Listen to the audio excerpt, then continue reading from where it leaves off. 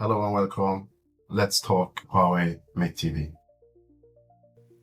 This is the new Huawei MateTV. I got the 65-inch edition, the normal one. There's two editions, MateTV and MateTV Pro. It's running a Kirin 9020 chip, and it's very interesting. Let's go.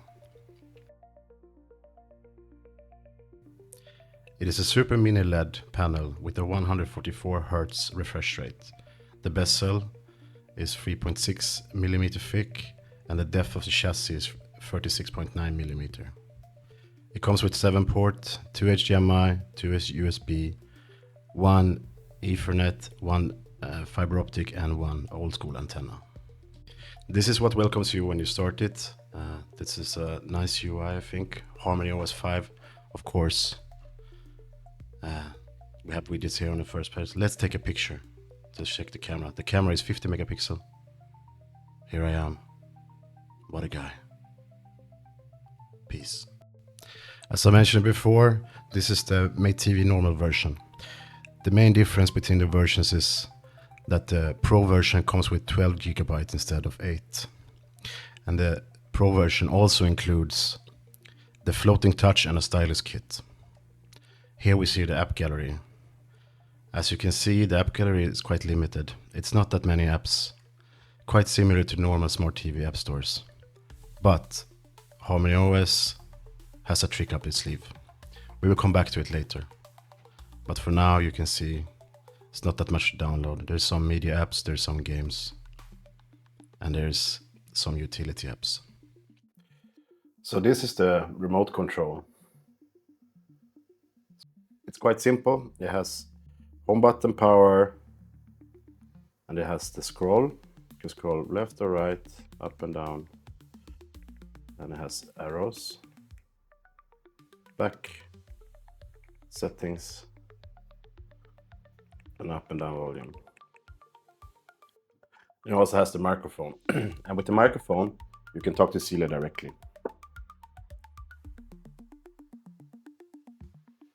Shall we, 打开音乐.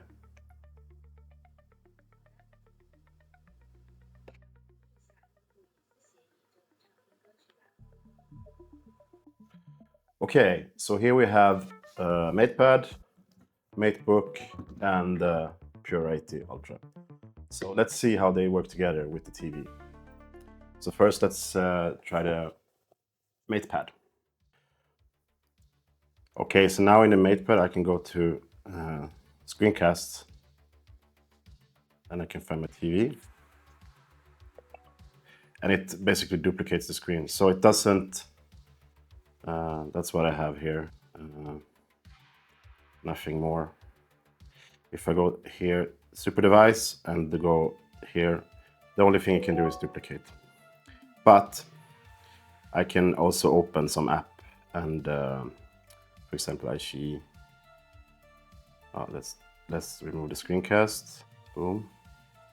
And now if I open ICE, put this one, I can of course cast this to the TV.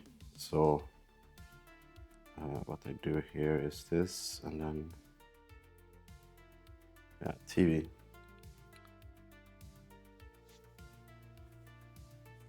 And then I cast this, and then I get on my MatePad, I get like a remote control thing where I can pause, play, etc.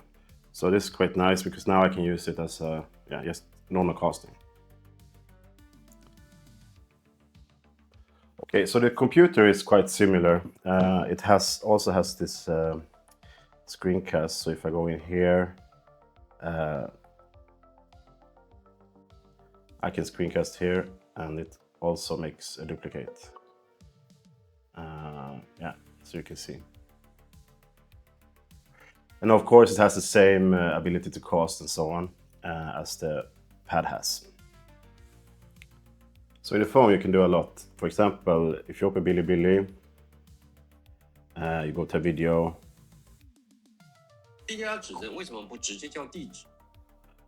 And you can cast it to the TV like this.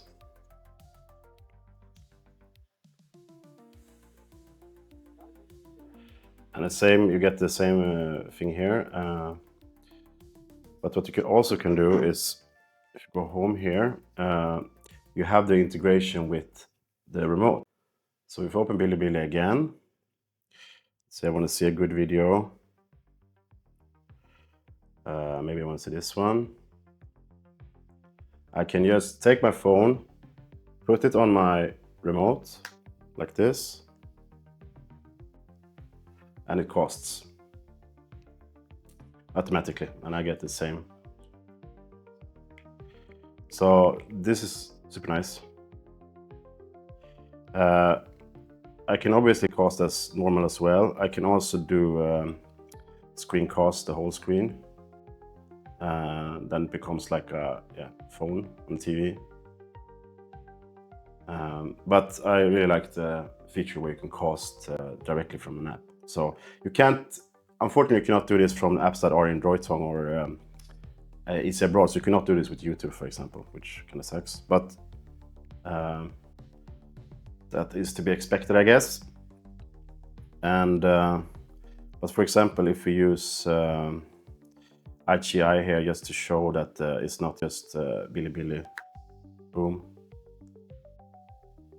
boom, we get it here. Super easy ways to cast. Other features we have with the phone, of course, is we can also, of course, share photos with the phone, with the TV. So if I take a photo here, for example, like this, I go to gallery, not this one, and then share, Huawei Share, TV. Oh yeah, it's already there because, yeah. So say I want to share multiple files, I can also do this. I can do like this. Select multiple, boom, boom, boom. Then share. And I can share it to the TV. And you see here we get 4 pictures, boom, in the gallery. Super nice. This is also works in reverse. So for example, if I have this one, I can press this button here and I can share this to my phone.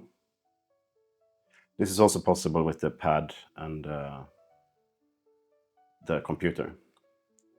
So for example, let's show it from the pad. So let's take a photo with the pad. Yeah, that's great. Okay. Yeah. No, don't need beauty mode. Take a photo and then go in here and then we can share this with the TV. Of course, I can also share this to my phone if I want to, but that's nice. And next up, as I said before, the app gallery here is quite limited, right? And then what you also can do with the phone is you can use the apps on the phone.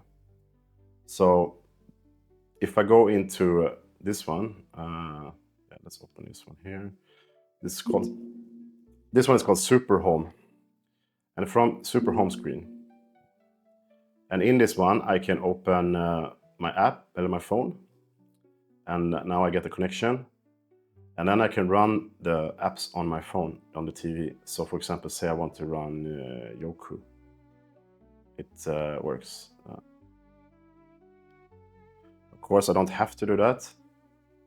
I can also just cast them directly. But for example, if there's some games or something that's not on the TV, I can play them from the phone.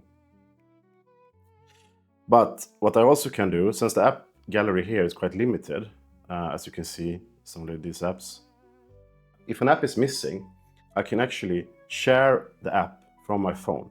So say DD, for example. I can share this. I don't have a DD. I can share this to my MateTV and I can install it. So as long as you have apps on your phone running on HarmonyOS 5 or above, you can share them to the TV and run them on TV.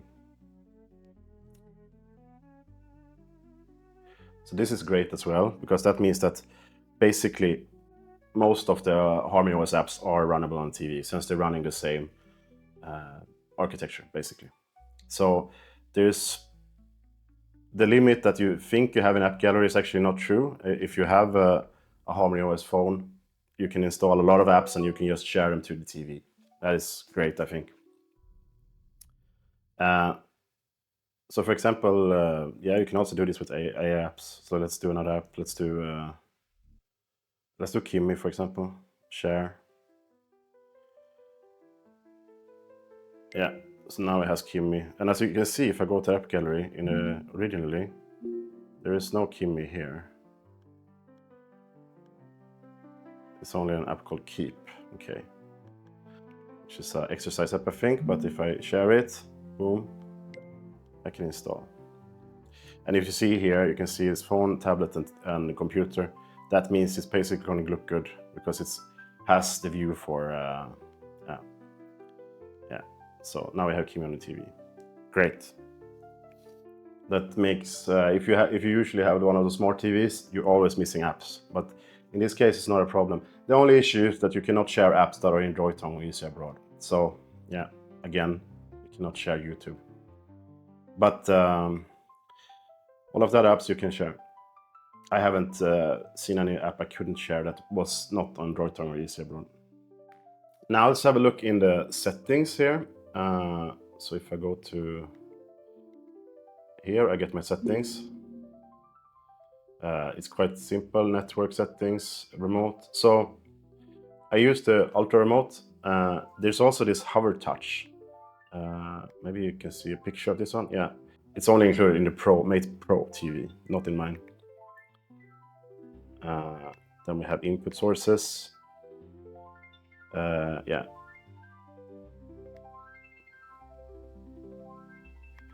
And here's Huawei Share, what's on or not. We have the home styles. So here we can select different wallpapers if you want. We can, of course, select one from gallery. We can also have this smart frame, which is basically screensaver.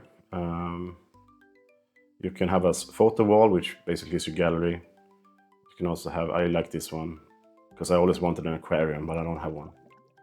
So this is my go-to. And then also put this smart frame, yeah, the delay and so on. If you go to display brightness here, you can, so I can increase the brightness here. I'm not sure if you can see this. Maybe it will be caught on the camera, maybe not, but it can go very bright. We also have this one, AI picture, I'm not sure, it does auto adjustment. We have screen timeout, this is for when it shuts off, basically.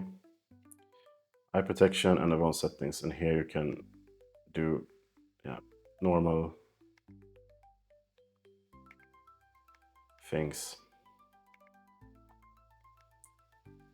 Oh, don't do it. And of course the sound, you can select the sound output. So I usually like to use my headphones. I have this one, Freelace Pro, super nice, Bluetooth or Nearlink connected. You can also have VLAN speakers. And then we have privacy and security. This is basically what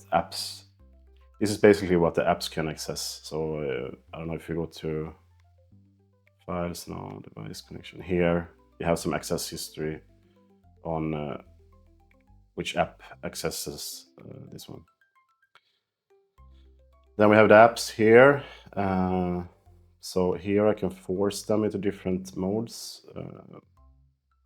What type of notification I want, etc. And then we have system, language. We have these languages right now. Simplified Chinese, English, traditional Chinese, yeah, traditional Chinese, Hong Kong. I'm not sure what difference is between these. Very slim, I guess. Tibetan and Uyghur. And then we have youth mode, if you want to have time management and app management and so on. I don't want that. And then we have Celia stuff. How to wake up Celia. And then we have voice. This is the voice for Celia. I have a custom voice. I recorded my wife, so she's my Celia. And then, yeah, basically if you want to send data to Celia. And then we have MateTV Communications, which has this home view, which is, first of all, you can call on this, but this one you can also use as a camera. It's a bit, can be a bit, how do you say, creepy, but on my phone, I can connect to this camera and view it as a normal camera. So maybe let's look at the AI app. So on the phone here,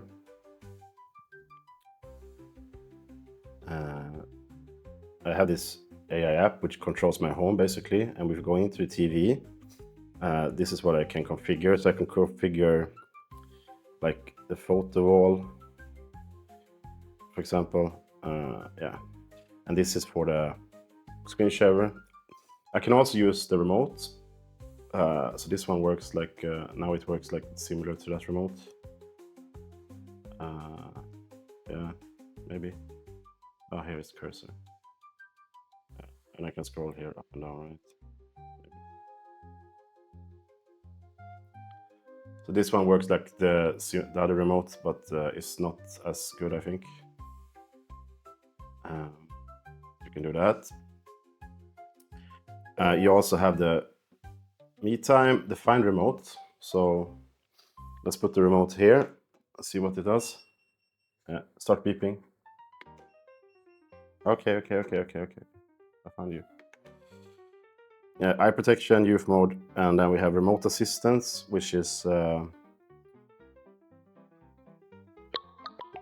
if I do this, I think this is for all people. So if they allow. What? Cancel. Looks like a bug. But now I can see the full screen, and I can also, fix. So, for example, say if my parents or something had a problem, I can, go in here and control the device if they don't know how to fix something, which is kind of nice. And remote assistant, and as I said, we have the home view here, which lets me see the camera. So hello. This one is a bit creepy though, so I like to turn it off actually. It can be nice to turn on when you're not home. For example, we can look at our dog, see how he's doing when we're not home. But otherwise, I'm a bit paranoid, so I like to turn this off. But it's a nice feature. If you continue here, we have a game center with all of my games, all that can be installed. I can also, of course, upload a game from my phone if I have it installed. I won't go through games this time because since I don't have the Pro controller, it's not really playable because I can't play with this remote, and I don't have an extra controller at the moment. But if this video does well, maybe I'll buy the controller. It's 1000 RMB, so let's see. Here we have the apps, of course, that is installed. MeTime, music, home view. Here we have a notification center and network. Then we have some cool widgets, for example, a random movie. Smart from the one I showed before. Recommended movies, top rated movies. This is widgets from the apps. So let's look at the picture quality. If you go to Bilibili, for example, let's see. Let's hopefully take something that is not screen copyrighted. Yeah. So I think the picture is pretty good. What is the quality of this one? Okay.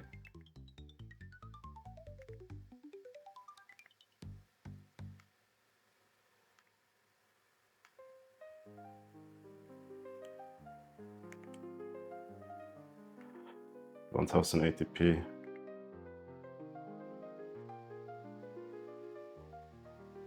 Yeah. So that's it. I didn't cover all of the features. I think there might be some more videos to do, but it's already long enough. So I think we need to cut it there. When it comes to gaming, I don't have as I said, I don't have a pad, gamepad or controller. I might do one. I might get it if people are really interested in it. But it will be mobile games, probably. I don't think there's any AAA game at the moment, but it might be an interesting video. So when it comes to this TV, I wouldn't recommend anyone to import it. It's very China specific at the moment. So if you're not used to using the China media apps, maybe it's not for you. Hopefully they can make an international version that might have some support for YouTube, but I don't know. Huawei has this problem with Google and doesn't look like it's gonna be better anytime soon. I am actually hopeful that since it's running HarmonyOS, Droidtong and EasyBoard might come to the TV because it should support installing it. So I think this is just a policy or setting that Huawei has imposed, but who knows, maybe they will release it in the future and YouTube should be possible to use. So let's hope for that. But that's it for this time. Hope you enjoyed it. I'll see you again. Bye bye. Thank you.